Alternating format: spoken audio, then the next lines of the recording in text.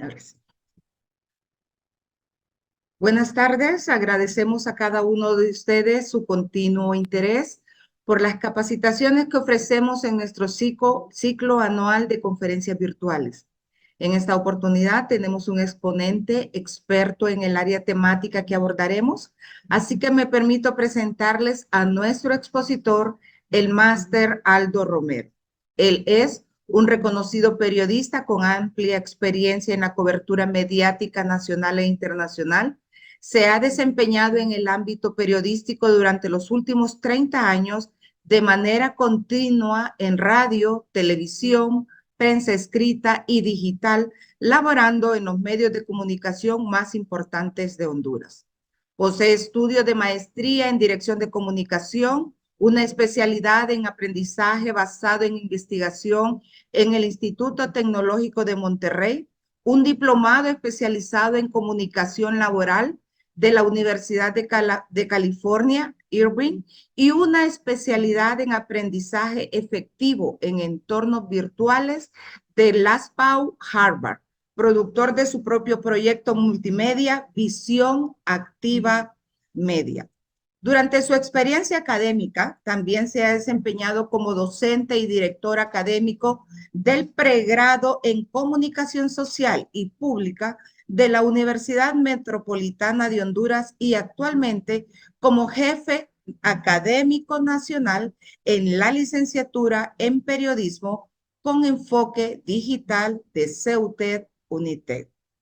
Además de su experiencia como periodista y como docente, también es autor de los libros Periodismo, ¿para qué sirve lo que hacemos? También el libro Innovación y Calidad Educativa, que es el tema que nos tiene hoy reunidos en este lugar, y El lado oscuro de la política. Su más reciente iniciativa es el Laboratorio de Entrenamiento y Desarrollo de Liderazgo Visión Activa Lab, desde donde apoya a ejecutivos y colaboradores de organizaciones a impulsar a equipos de trabajo de alto rendimiento mediante la capacitación de habilidades cognitivas como la comunicación eficaz, la gestión de tiempo, las relaciones interpersonales y el liderazgo en equipos. Como rectora del Seminario Teológico de Honduras, CETEO, es un honor dar la bienvenida al máster Aldo Romero, quien en esta oportunidad nos compartirá sus conocimientos y experiencias en relación a las habilidades blandas y al uso de la inteligencia artificial en la docencia virtual. Bienvenido, máster Aldo Romero, y también a nuestros invitados para disfrutar de esta conferencia que tendremos en esta tarde. Muchas gracias.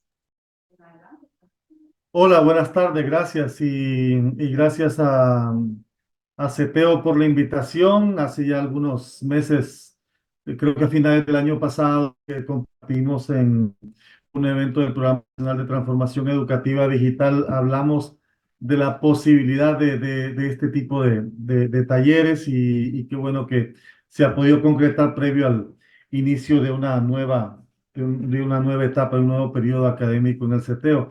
Estoy honrado de verdad por la gran cantidad de participación. Al inicio me habían dicho que era para 9 personas, pero estoy de verdad muy honrado con la presencia de ustedes y sobre todo para dialogar sobre temas que son interesantes, son apasionantes como la educación.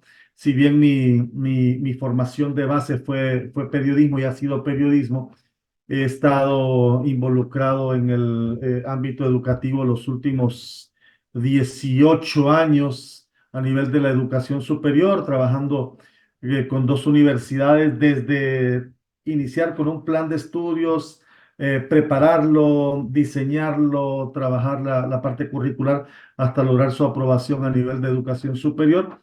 Y me ha tocado en 2 ocasiones y ahora vamos a una reforma del plan de estudios de periodismo en Unitec, EduTech, y es un área que me apasiona y por eso me he dedicado en buena parte de mi carrera a formarme en esto. Como algún problema de configuración tuvimos en el Zoom, la mayoría aparecen, bueno, algunos todavía aparecen como Andy Martínez. ¿verdad? Entonces, ustedes perfectamente pueden ahí en el Zoom, en los tres puntitos, buscar la posibilidad de cambiar el nombre para ubicar su nombre. Andy Martínez es nuestro anfitrión. Algún problema de configuración hubo, así que usted puede cambiar su nombre para hacer un poco más personalizada la jornada de hoy. Voy a dividirla en dos partes. Vamos a dividir esta jornada en dos partes. Una primera etapa hablando de habilidades blandas, que es un tema apasionante, que es un tema increíblemente amplio, pero vamos a enfocarnos en algunas que son esencialmente necesarias en la labor docente, que por supuesto en nuestro ámbito del día a día son importantes fortalecerla, pero estudios académicos ya han definido que a la par de las habilidades técnicas, que son aquellas que se requieren para desarrollar un trabajo muy en particular, por ejemplo, desde la arquitectura, desde la ingeniería, desde la abogacía, incluso desde el periodismo, aunque el periodismo es más una profesión de habilidades blandas, aunque ahora con la inteligencia artificial, que será una parte que veremos más adelante, y vamos a divertirnos con eso. Eh, a la par de esas habilidades técnicas, para desarrollar el éxito profesional, es importante ir fomentando, desarrollando algunas habilidades blandas, entre las que vamos a ver algunas, pero que presentan ese balance, ese equilibrio para desarrollarnos de mejor manera en el ámbito personal, en el ámbito profesional. Agradezco también la bienvenida de la doctora Barrientos. Es un enorme gusto saludar a mucha gente conocida también. A la doctora Bermúdez, a la doctora Barrientos. Qué gusto también verla por acá. En algún momento también fui su alumno en las clases de hebreo. Así que de repente tenemos que retomar esas clases para aprender un poquito más. Pero bueno, quisiera comenzar y quisiera aprovechar un poco el tiempo, hablando un poco sobre estas habilidades blandas.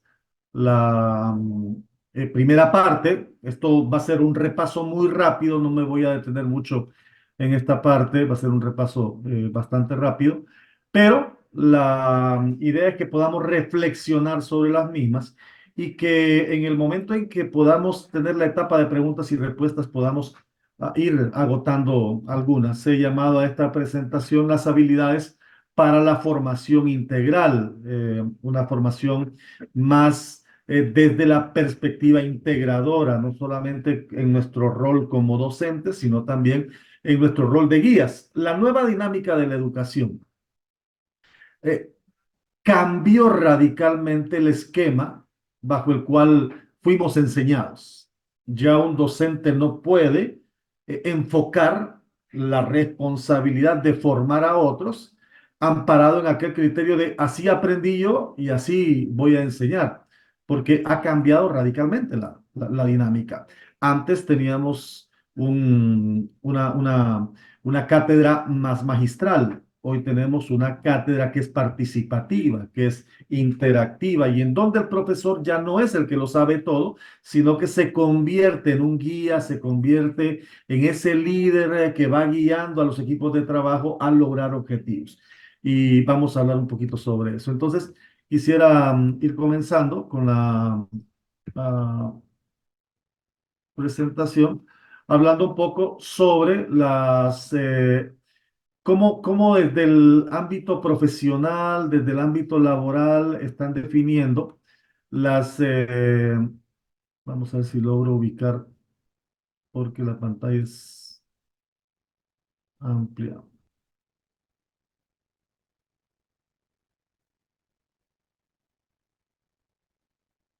Ahora sí. Cómo los diferentes ámbitos está identificando las habilidades blandas. El estudio sobre las bases filosóficas y epistemológicas en el área docente para el siglo XXI definió que se espera del docente fomentar en el estudiante un aprendizaje más autónomo, más orientado a la resolución de problemas.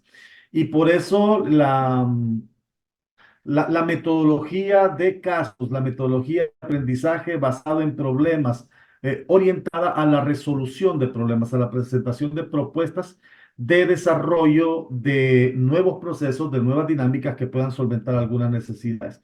Y ese estudio identificó que los docentes en los diferentes niveles educativos debemos fortalecer comunicación efectiva, no simplemente comunicación, vamos a ver comunicación efectiva, pensamiento crítico, que esta es la parte en la que más me voy a detener porque me apasiona bastante esta. La proactividad, el trabajo en equipo, la responsabilidad, el compromiso, la tolerancia, la resiliencia y la autorregulación emocional. Yo recuerdo todavía una muy buena profesora que, que tenía problemas con esa autorregulación emocional. Lógico, antes eran distintas dinámicas y eh, a la par del castigo de la profesora venía también el castigo de los padres. Hoy es más suave. En el entorno laboral competitivo, ya específicamente en el ámbito de las profesiones, las habilidades blandas, que son esas habilidades de relación o relacionales, como se le conoce, que más atraen a los equipos de trabajo y a las personas que tienen la responsabilidad de incorporar personal, colaboradores a sus equipos, esas principales habilidades destacaban. Uno, que supieran trabajar en equipo. Dos, que se orientaran a trabajar con las personas. Y ese es bien interesante.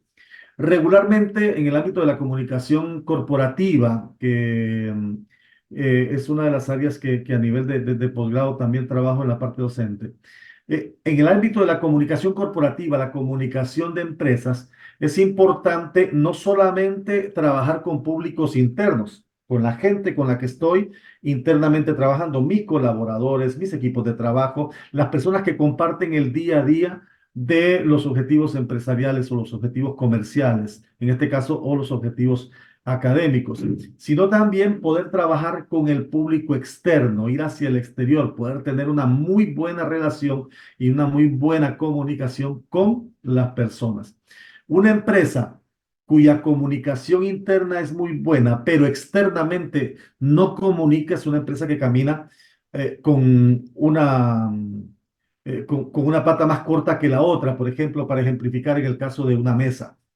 Las empresas eficientes, los equipos de trabajo eficientes en materia comunicativa trabajan hacia adentro con su comunicación interna y hacia afuera con su comunicación externa, con sus públicos, con sus grupos de interés, los famosos stakeholders, además de el fenómeno y la habilidad de la adaptabilidad.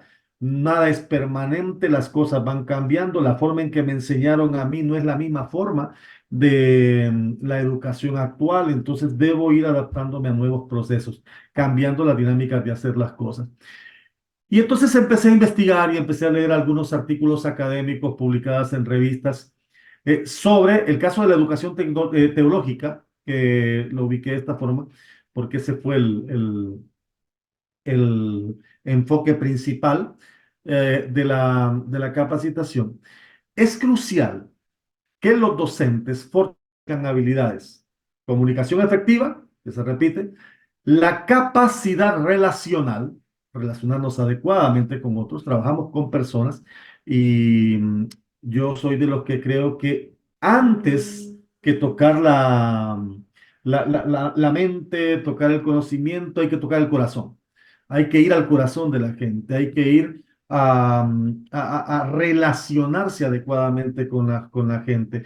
Creo en una formación personalizada, pero en donde no existe esa diferencia del profesor con el estudiante o con el aprendiz, ¿no? De un líder con alguien a quien va a guiar el proceso para convertirse en una persona que puede desarrollar un liderazgo importante. Entonces, la capacidad de relación, el compromiso, porque por supuesto en la parte docente implica un compromiso permanente con la formación. El libro al que hacía referencia la doctora Bermúdez, este es mi segundo libro, Innovación y Calidad Educativa, que más que un libro de texto es un manual, es un manual de buenas prácticas docentes. Incorporo ahí 5 elementos que son importantes en este reto de reinventar la educación: la investigación, la transformación curricular, la actitud al cambio, la resolución de problemas y finalmente la sistematización de experiencias. Al final, mi interés como docente es que el estudiante no solamente capte contenido, sino que el estudiante pueda desarrollar el contenido aprendido ya en la dinámica práctica. Y es ahí donde se establece ese compromiso con la parte formativa, la adaptación al cambio y el trabajo en equipo. Entonces, ustedes pueden ver de las 3 áreas que hemos visto, son habilidades casi reiterativas. En la comunicación efectiva, hablo mucho a comunicadores y planteo que el secreto de todo buen comunicador, y ojo, el comunicador no es simplemente aquel que en la parte formativa se especializó en comunicación, en periodismo, en mercadotecnia, en esas áreas en donde hay mucho uso de la comunicación como ciencia. Todos comunicamos, pero ojo, si bien todos comunicamos, no todos conectamos. Y eso es importante. Comunicación y conexión para generar un buen impacto. La comunicación sin conexión simplemente es palabras. La comunicación y conexión en conjunto se convierten en un mensaje poderoso que cambia, que impacta, que genera reacciones hacia la acción, que motiva la acción. Entonces, la comunicación efectiva eh, va primero relacionada con la conexión. Y número 2, trasladar de manera sencilla elementos o conceptos complejos. Clave en la comunicación. Regularmente en la parte docente estamos, dependiendo del área temática que nos toque desarrollar, trabajando con algunos conceptos más especializados, más de carácter técnico. Nuestro rol docente también es poder trasladar esos elementos técnicos e impartirlos de la manera más sencilla posible. Y entonces tenemos una serie de buenas prácticas académicas para desarrollar nuestra comunicación efectiva con grupos de estudiantes, particularmente a nivel de educación superior o a nivel del trabajo con adultos, porque recuerde usted que la formación de adultos es muy distinta a la formación de niños y jóvenes, totalmente distinta. Los intereses son otros, las necesidades son otros y hay que ir a conocerlas, y todo eso se genera producto de una muy buena comunicación. Exposiciones orales, las discusiones de grupo, la retroalimentación individualizada. Ese me gusta bastante. Yo a mi equipo docente en la carrera a menudo les pido fortalecer esa parte, la retroalimentación individualizada. Necesito saber qué está pensando el estudiante, cómo él evalúa su proceso de aprendizaje, qué necesidades tiene. Antes de iniciar cada clase, no empezamos de lleno con el contenido. Antes de iniciar cada periodo, trabajamos un pequeño foro virtual para conocerlo, cómo estuvo su tiempo en el que no tuvimos contacto con él, um, emocionalmente cómo se encuentra, económicamente, si la situación está normal o está un poco complicada en su hogar. Es importante conocer los diferentes entornos del grupo que va a estar en contacto con nosotros en la parte formativa. Y eso nos va a permitir tener la posibilidad de ir retroalimentando de manera, en la medida de lo posible, porque dependiendo de los grupos también, pero esa retroalimentación individualizada, esa presencia docente. Yo hablo bastante de 3 presencias en el salón de clases. Número 1, la presencia docente. Debe saberse, debe conocerse que el docente está interesado por el estudiante, que el docente está preparado y que ha diseñado su curso para formarle, para transmitirle conocimiento, para agregarle valor. La presencia docente, que se note el docente en el aula, que el estudiante tenga la seguridad de que el docente, su objetivo primordial es agregarle valor, aportarle conocimiento. La presencia del estudiante el estudiante debe sentirse parte de un grupo. Debe saber que no es un número, sino que es una persona, que es un nombre. Y los profesores debemos tener ese tacto de poderlo llamar por su nombre, de poder definir, de acuerdo al conocimiento que tenemos de ellos, el perfil que el estudiante muestra. Es un seguimiento más personalizado. Él debe sentirse parte de. Esa es la presencia del estudiante, la presencia del grupo. Él debe sentirse parte del grupo, que no es uno más, sino que eh, es parte de. Y esa presencia social que tiene que ver con la comunicación, con la buena comunicación. El estudiante necesita aportes, el docente se lo da. El docente necesita trabajar la recuperación de información, el estudiante la trabaja en conjunto con él. Esa retroalimentación es importante y, sin duda alguna, poder alentar a los estudiantes a que no tengan temor de expresar sus ideas, que no tengan temor de expresar sus opiniones, particularmente en el área de la educación superior, cuando trabajamos con jóvenes que están en proceso formativo de pregrado. eh, Hay mucho de esto. Y es ahí donde alguna consulta y casi nadie pregunta, porque unos tienen miedo de preguntar, otros simplemente no lo hacen porque quizás no están muy claros en sus conceptos y otros porque ya necesitan irse ahí de todo. Pero es importante que los docentes podamos motivar, impulsar al estudiante para que plantee sus opiniones, exprese sus ideas de manera clara y pueda interactuar no solo con el docente, sino también con el grupo. Entonces, la comunicación eficaz, la comunicación efectiva es importante en el aula docente, en el salón docente. Se acabaron las épocas en donde el profesor lo sabía todo y el estudiante simplemente aprendía o tomaba nota y vámonos a evaluar en el examen. Hoy el docente ya es un guía. El docente lo lleva, lo toma de la mano y lo lleva en el proceso.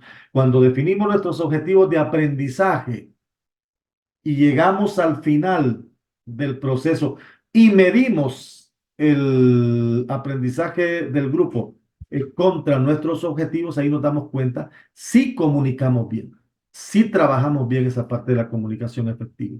Entonces, son estrategias importantes de tener en cuenta. Me detengo un poquito más acá en la parte del pensamiento crítico, porque si algo necesita nuestra educación en el país es fomentar el pensamiento crítico, es fomentar el análisis, es promover la generación de ideas, es promover la discusión, es promover el debate.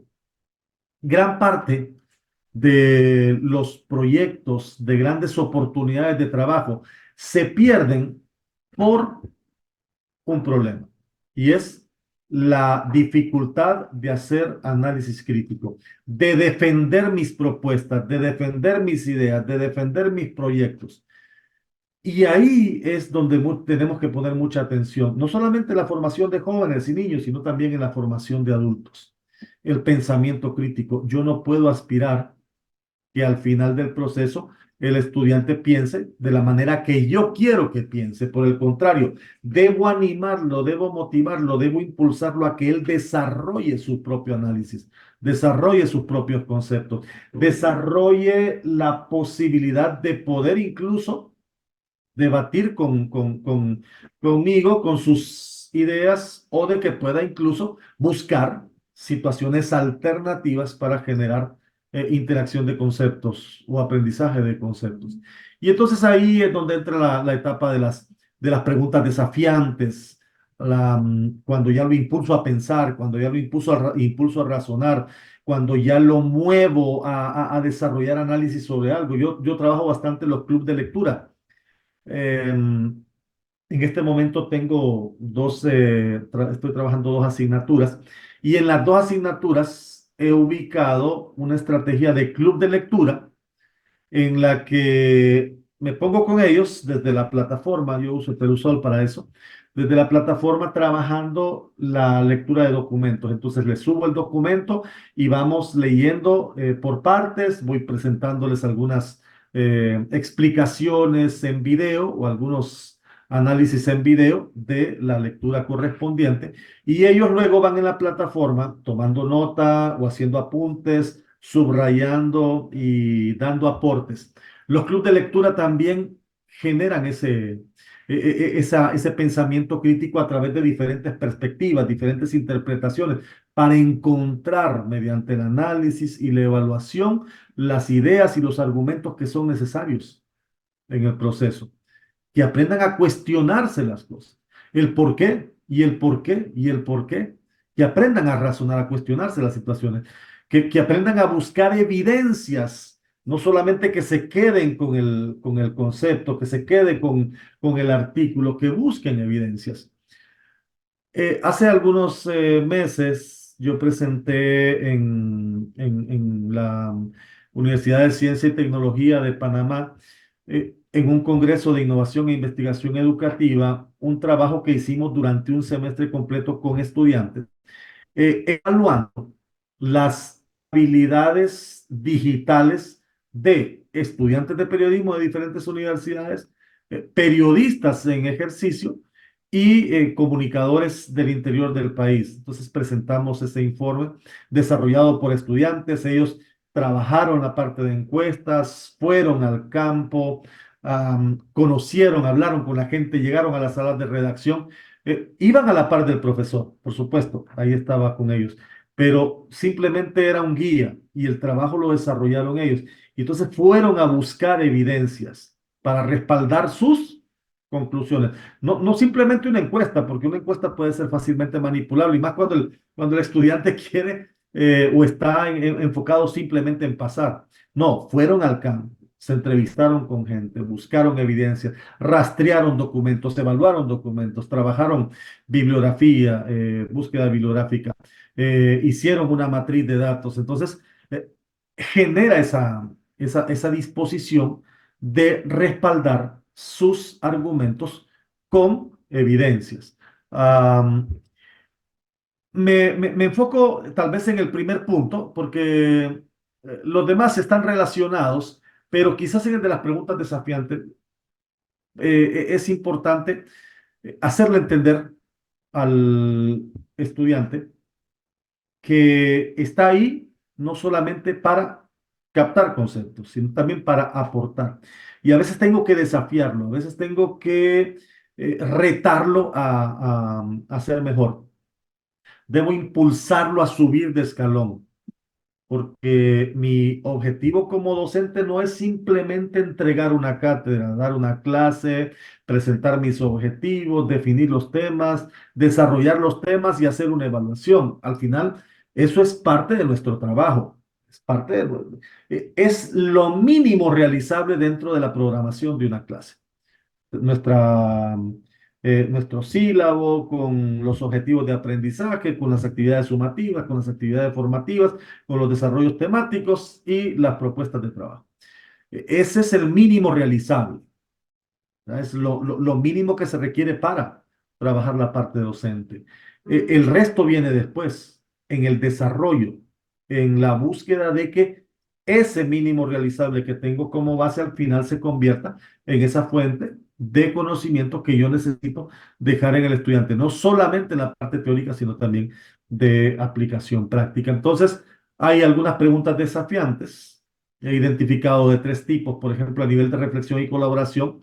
¿Qué piensa? ¿Puede encontrar otras respuestas similares? ¿Puede encontrar otras alternativas, formas diferentes de pensar?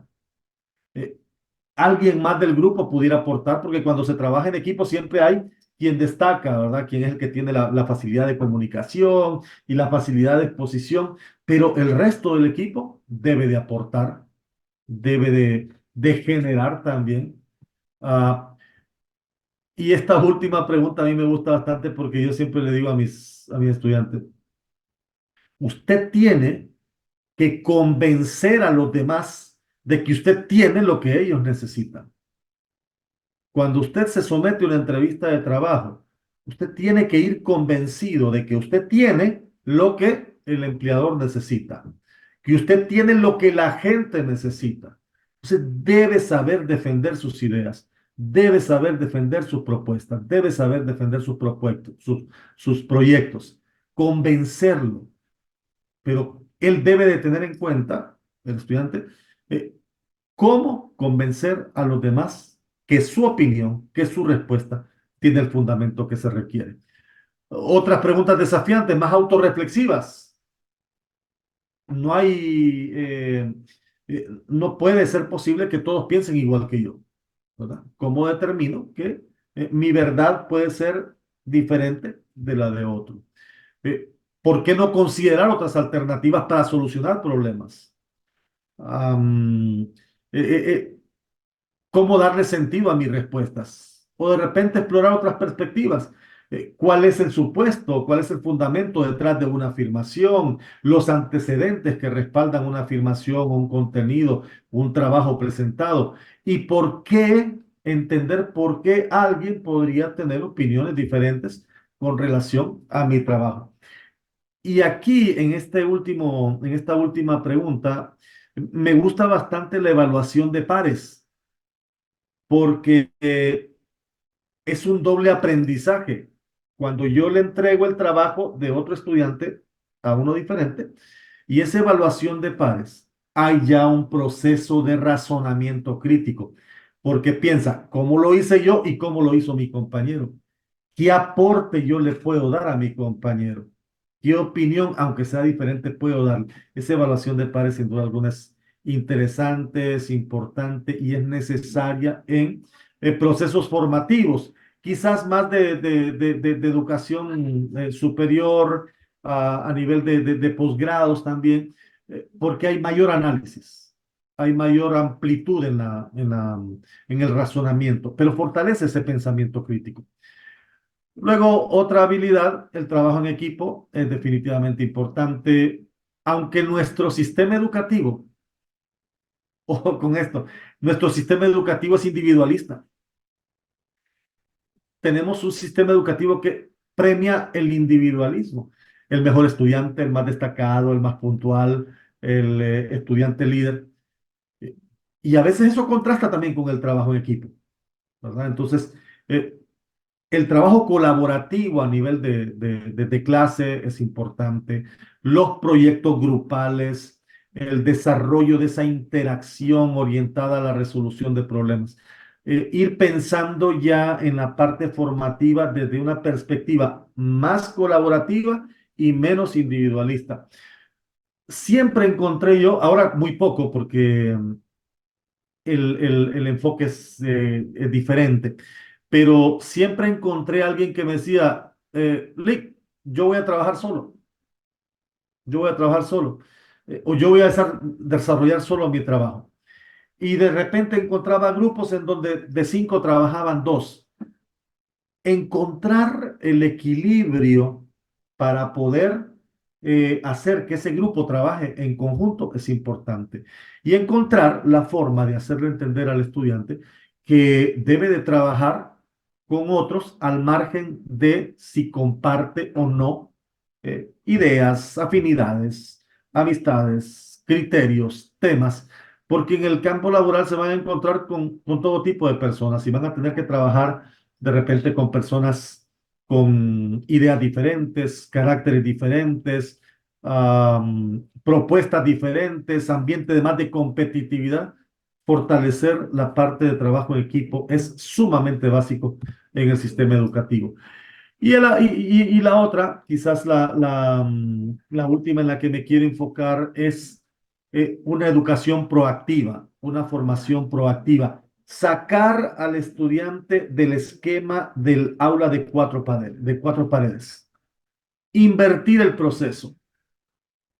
Motivar al estudiante a que él tome la iniciativa de su propio aprendizaje, que no es solamente responsabilidad mía como docente, que es responsabilidad de él, que él debe tomar la iniciativa, que debe de, además de desarrollar las actividades que se le han asignado como parte del proceso sumativo y acumulativo de la clase, él debe procurar también su propio aprendizaje, tomar la iniciativa de ir a más.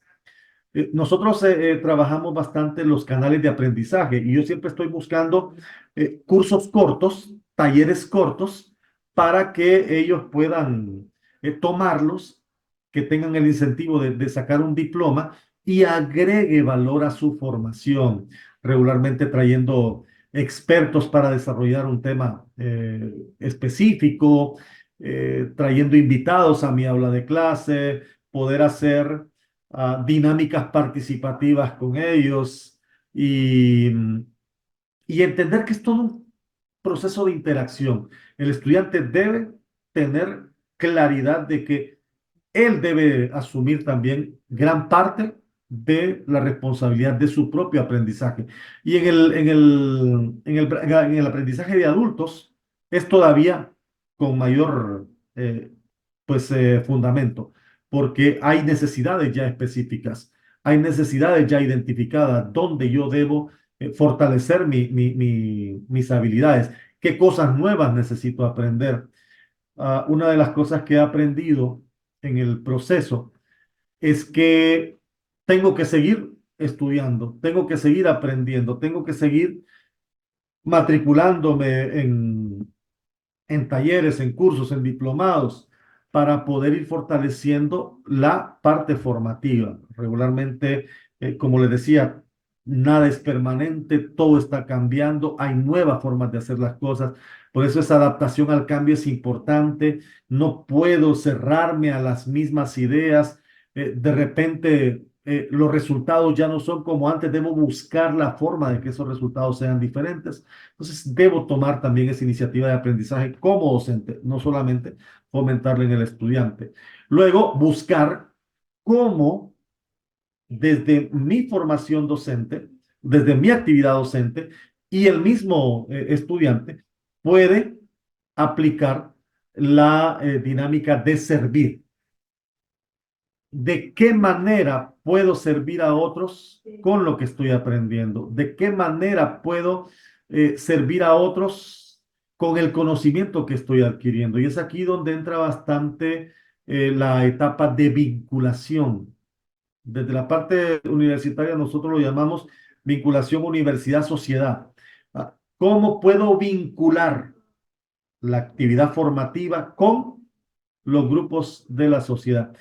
¿A dónde puedo entregar un proyecto que pueda ser de beneficio para una organización, para un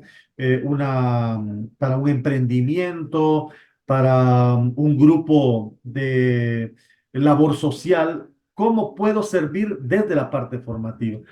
Y el involucramiento, ¿verdad? Ya la parte directa, que es como de responsabilidad social, como de trabajo social, como de identificación social de la academia con otras actividades de carácter extracurricular que van desde el servicio comunitario hasta el desarrollo de procesos más de tipo personal, ¿verdad?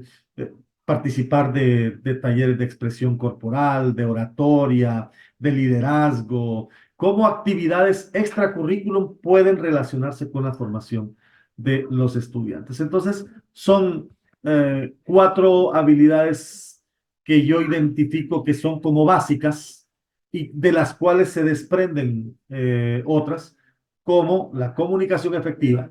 Nada funciona sin procesos comunicativos eficaces. El análisis del pensamiento crítico, formamos un nuevo modelo de ciudadano, un ciudadano más activo, más participativo, menos pasivo, más analítico. Necesitamos un ciudadano que desarrolle pensamiento crítico en todos los ámbitos de la vida pública y de la vida privada. Necesitamos un ciudadano que piense de manera diferente. Queremos resultados diferentes en el país. El proceso formativo tiene mucho que ver. Y a veces no es necesario llevarlo a nivel de estructura, por supuesto. El currículum debe de cambiar. Pero desde el aula de clase, usted y yo podemos hacer mucho desde ese punto de vista con el pensamiento crítico.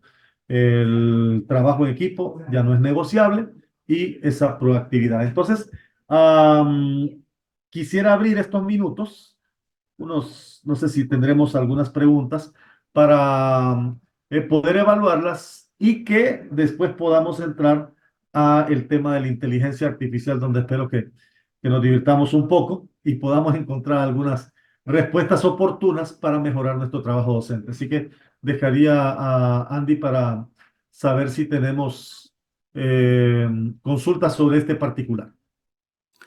Sí, licenciado, de momento no tenemos, así que cualquier persona que tenga alguna duda, aquí tenemos a Leslie Pineda que creo que le podemos permitir abrir el micrófono a Leslie, si gusta, o no sé si, creo que bajo la mano, pero cualquier pregunta, si le surge en el momento, la pueden escribir en el chat, no hay ningún problema. Ok, ahorita le vamos a permitir a Leslie que hable. Puede activar su micrófono, Leslie. Bien, buenas tardes.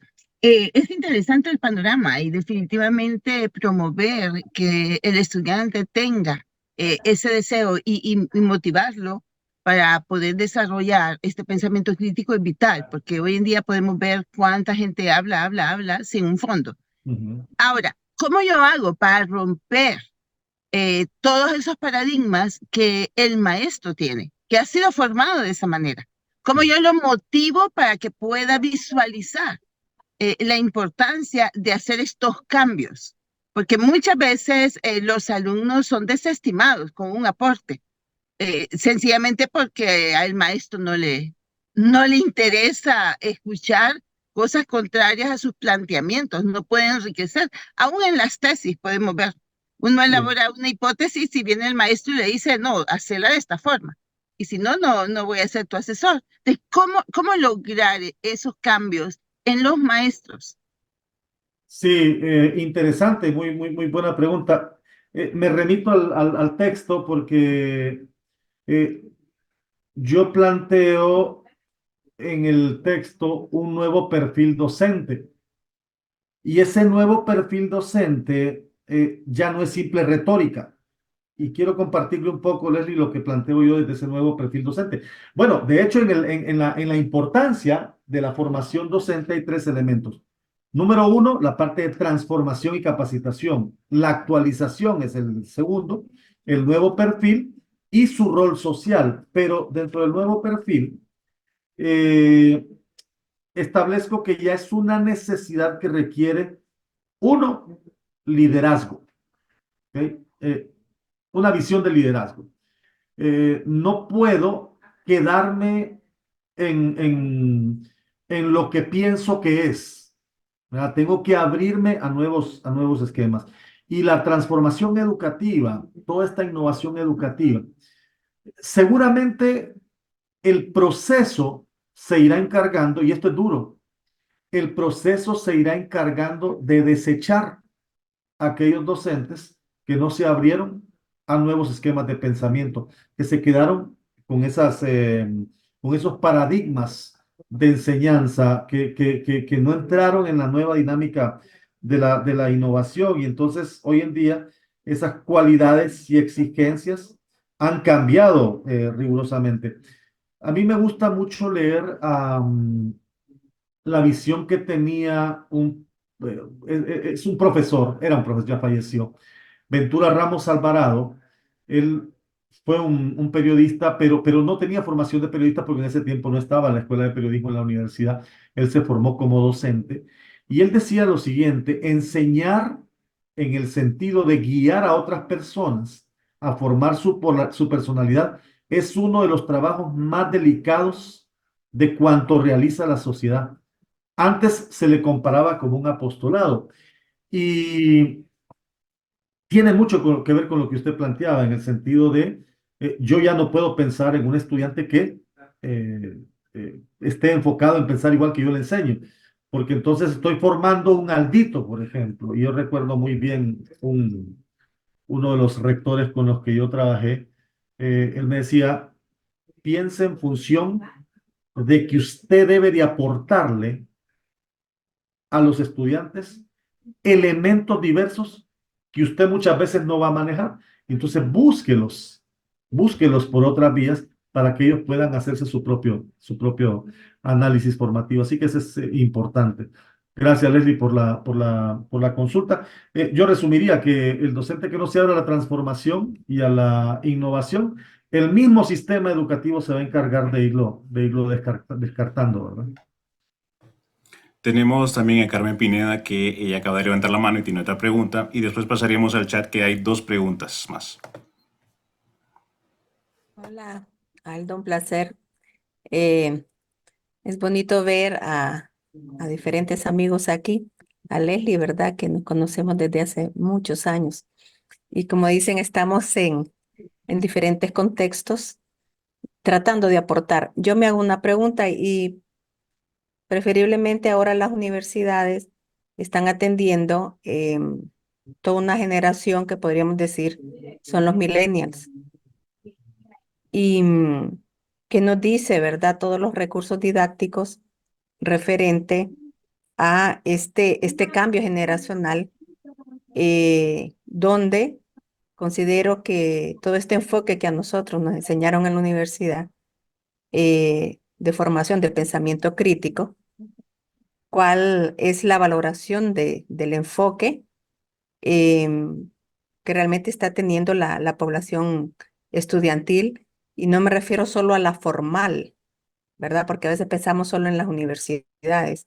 Me refiero a toda iniciativa de aprendizaje que se pueda trasladar desde la cátedra de la educación no formal, así como también desde lo que puedo decir, desde iniciativas, y por lo mismo que el seminario está aportando en esta tarde esto, podríamos decir, en la comunidad eclesial, que es también todo un reto. Entonces, ¿cómo este cambio generacional de esta gran población de millennials podemos trasladar no solamente la doctrina?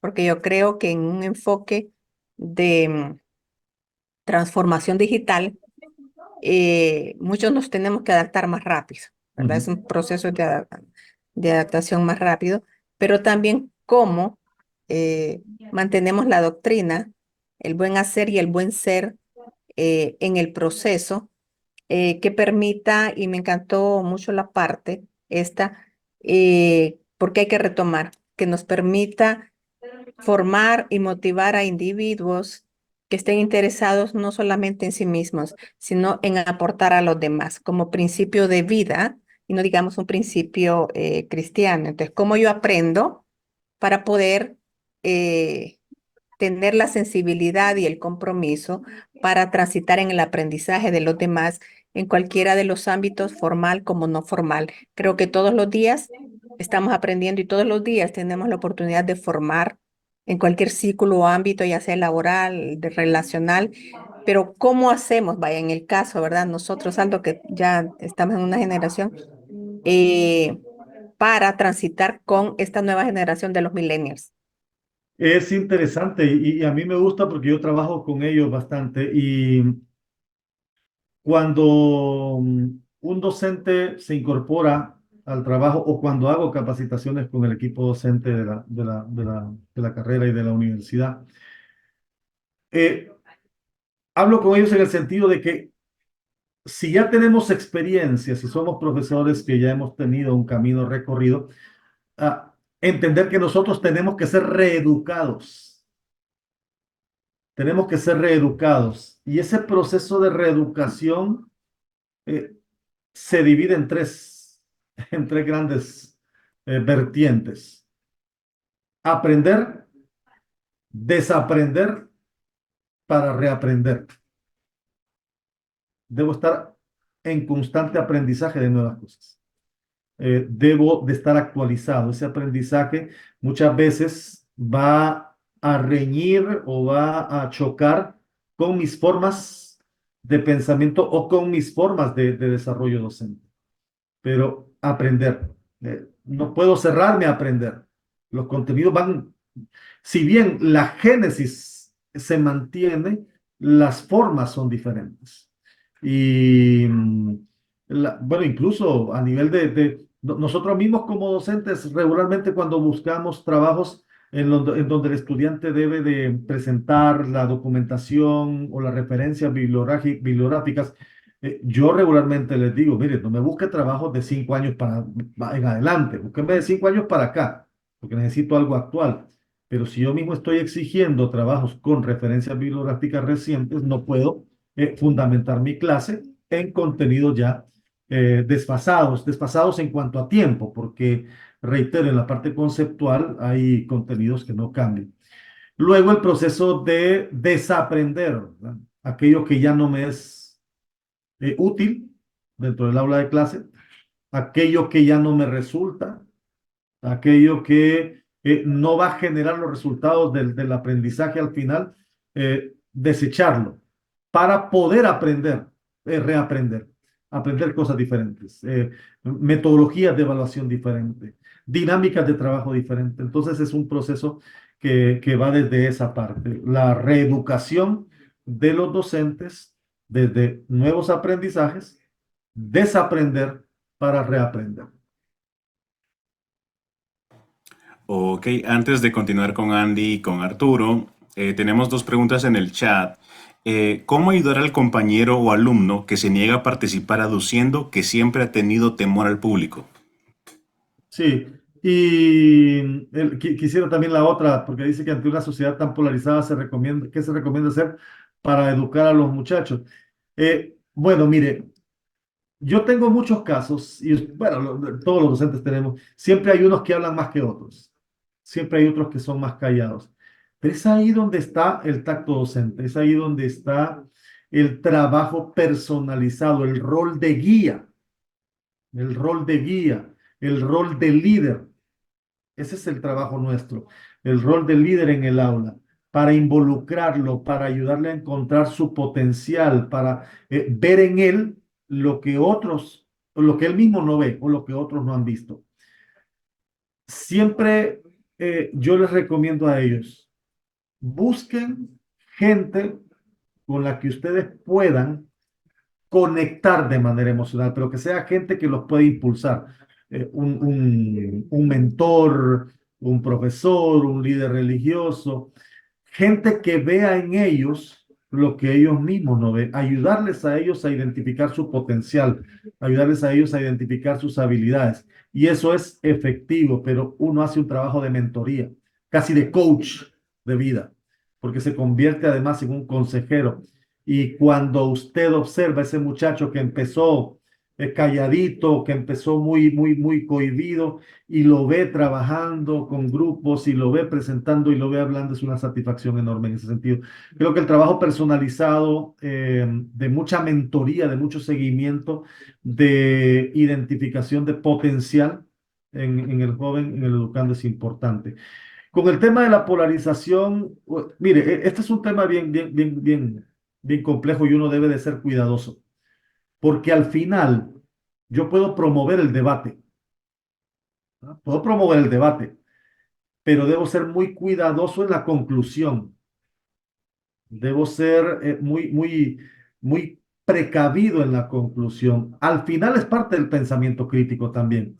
Esa polarización, lo que debo procurar es que no llegue al irrespeto, que no llegue a la intolerancia, que pueda, si la base de la sociedad es esa, la diversidad de ideas, el debate de las ideas, la promoción de las ideas, por supuesto, sin trascender al derecho que tiene el otro también de presentar sus ideas. Entonces creo que la polarización es más a nivel de otros entornos sociales, pero en el sistema educativo el trabajo docente es promover el debate para generar conclusiones que puedan aportar tanto a unos como a otros.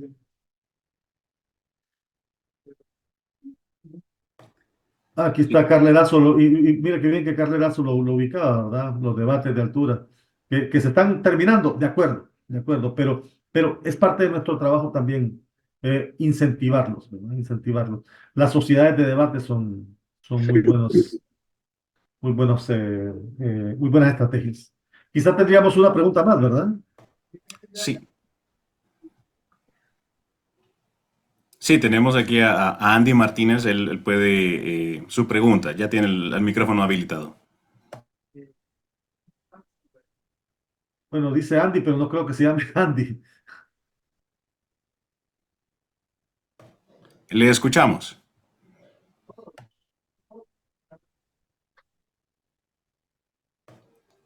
Creo que hay algunos problemas de conexión. Sí. Entonces, pasaríamos a Arturo Vaz. Hola, saludos. ¿Se escucha Saludos. bien mi audio? Perfectamente. Saludos, Ceteo, gracias por la oportunidad. Y al, bueno, muy conocido Aldo Romero, es un placer participar de esta ponencia. Y bueno, realmente yo lo que quisiese que reflexionáramos hoy, usted como experto, es alrededor de lo siguiente. Bueno, yo tengo por lo menos unos 12 años de dar clases en educación media y bueno, nuestra realidad eh, socioeducativa pues es deprimente, ¿verdad? Por lo tanto, a veces todas estas ideas de innovación que son muy buenas pues se tropiezan contra la ausencia, ¿verdad? De ciertos recursos, infraestructura, etcétera, etcétera. Pero en la medida de lo posible pues uno hace ahí la lucha, ¿verdad? Aún en contra de todas las carencias que hay. Pero lo que yo quisiese preguntarle a ustedes es lo siguiente.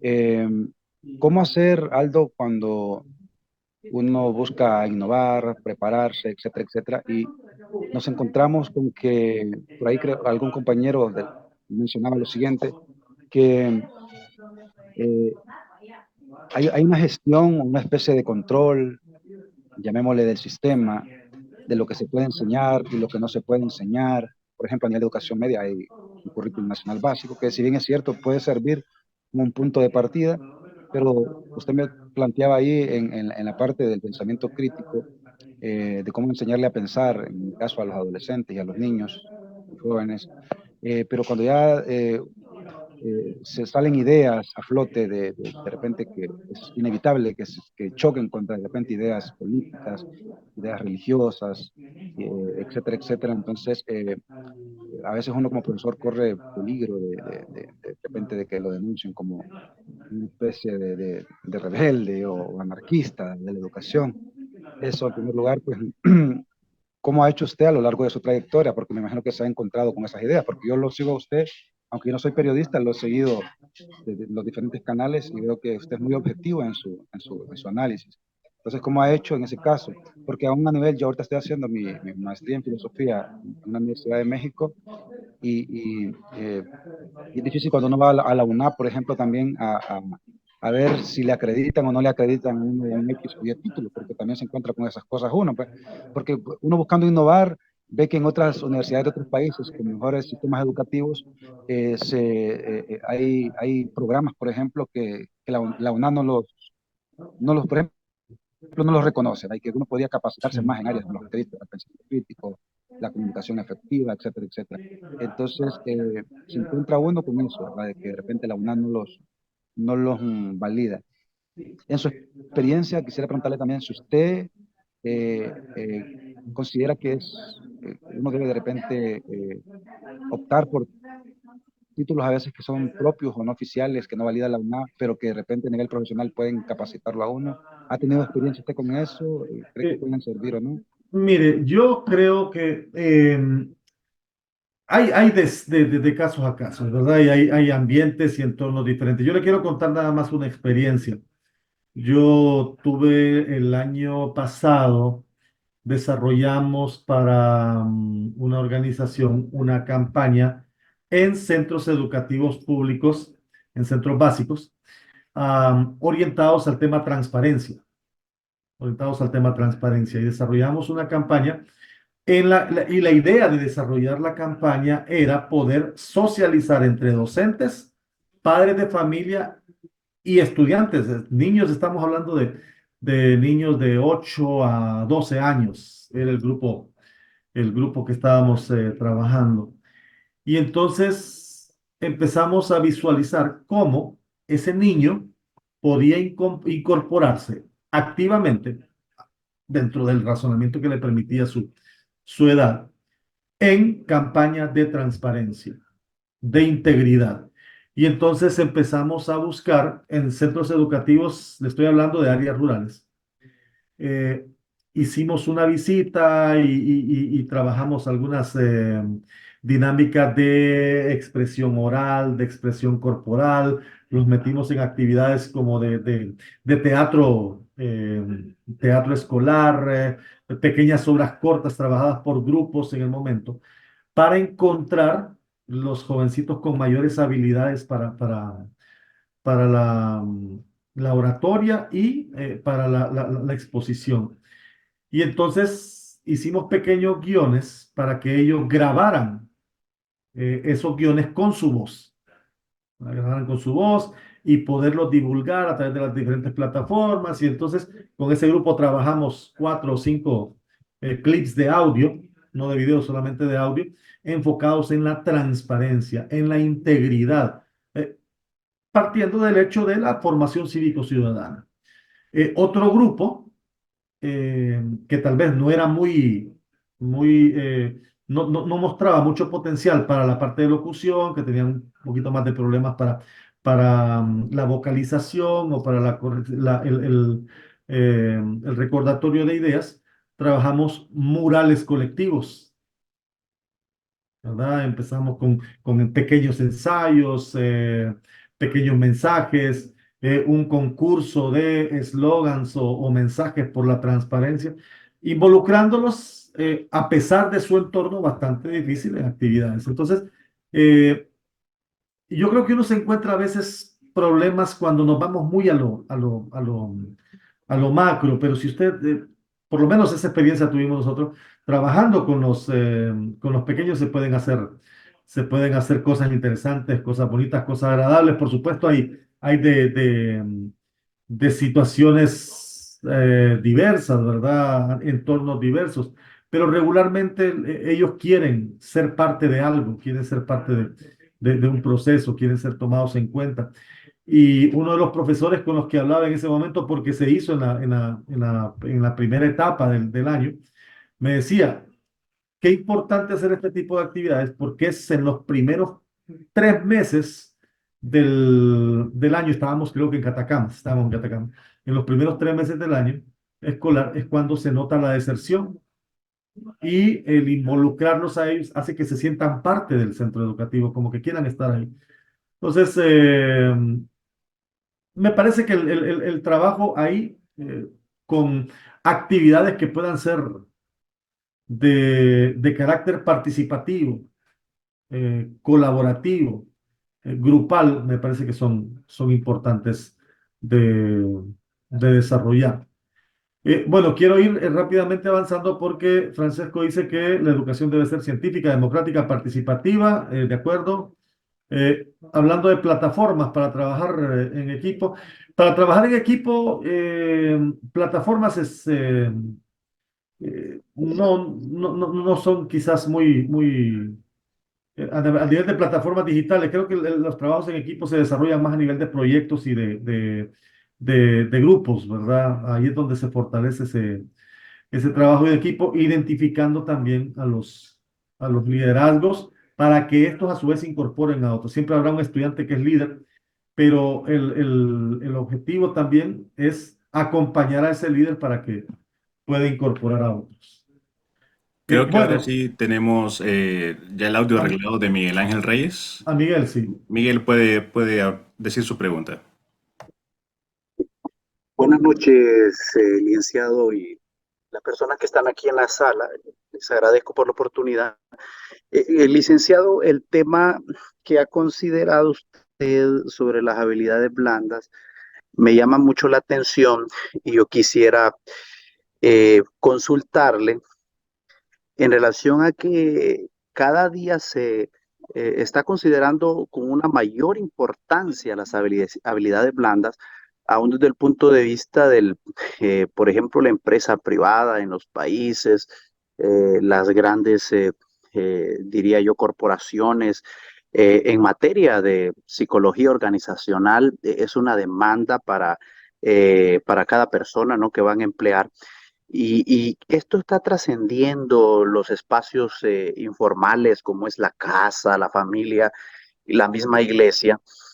Yo quisiera consultarle qué se puede hacer desde la academia, la docencia, el seminario, la universidad, para lograr integrar, ¿no? Con una mayor relevancia, diría yo, en la currícula adjunto a las habilidades duras, las blandas, porque es que cada día son más necesarias, ¿no? No Ujú. solamente en el tema relacional, sino que esto influye en todo, en lo profesional, en lo técnico y en lo laboral.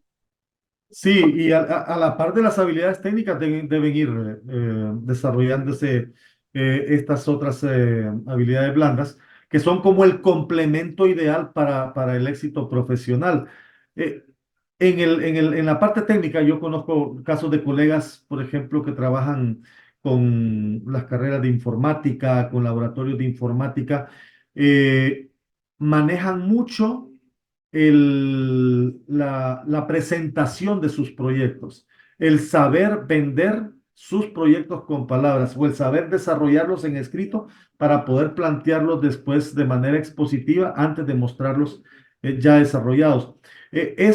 Bueno, algunas universidades han transversalizado algunas habilidades, por ejemplo, la de comunicación efectiva, prácticamente es parte de todo un currículum.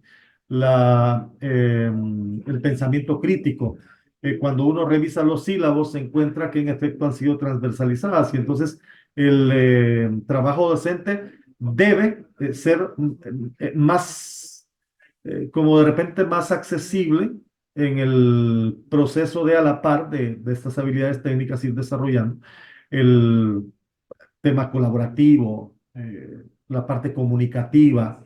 Al final ellos van a tener que desarrollar actividades de carácter técnico en su profesión que deben de mostrarlas a otros o hacerlas saber a otros en palabras más sencillas, en palabras menos complejas.